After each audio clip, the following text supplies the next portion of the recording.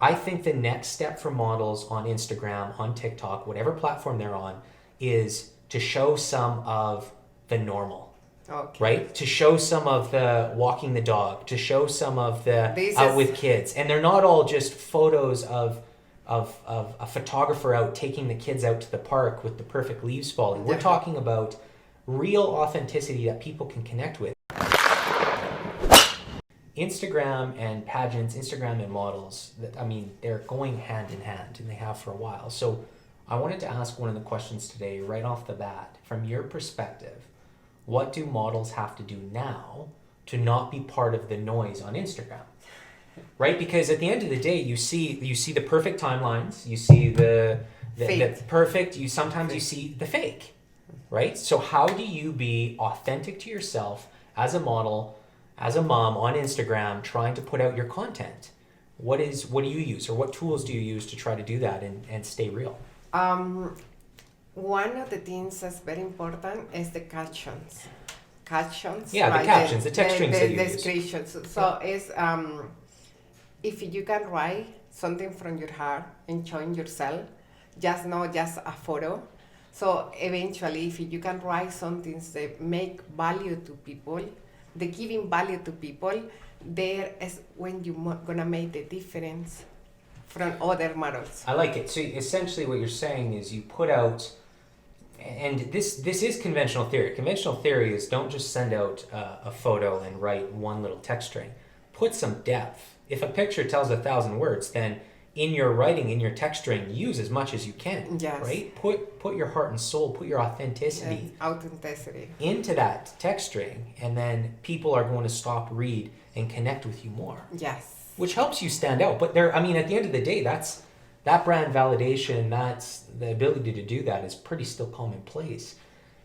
I think personally that models have to start doing things outside of perfection. We talked about quality, quantity earlier. I think the next step for models on Instagram, on TikTok, whatever platform they're on, is to show some of the normal.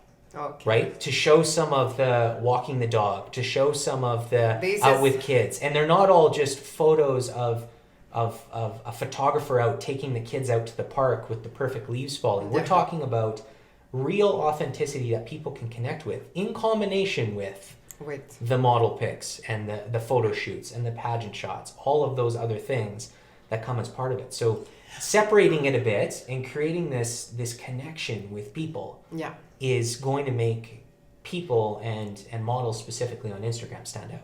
If we're gonna talk about Instagram platform, we Yeah. have Insta Stories, right? So in Insta Stories, you actually can show yourself. You can blogging about what are you doing in the moment, Your day to right? day, yeah. And then, but the feed, I think the feed has to be clean though. I think the feed has to be like perfect, these modelist photos. Why? I will explain you. You're a photographer. Mhm. I'm a model. You come to me and say, okay, let's do a photo shoot. I like your feed. I like how you pose. I like how you look. You want to do photos? But he comes to me to say that because I have beautiful feet.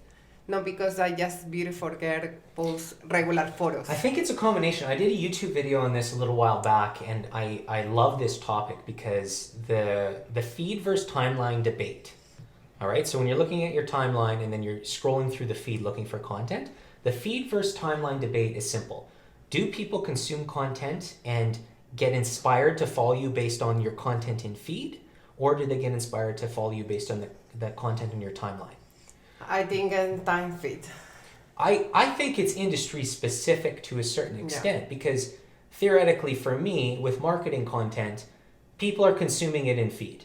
So what my timeline looks like is absolutely irrelevant to my content. My timeline for my personal page looks like it's all over the place. Yes. Then you go to our company, Magnolias, where people are looking at our ability to do graphic design, and it's well managed, right? We've created a timeline that is connected together with pictures.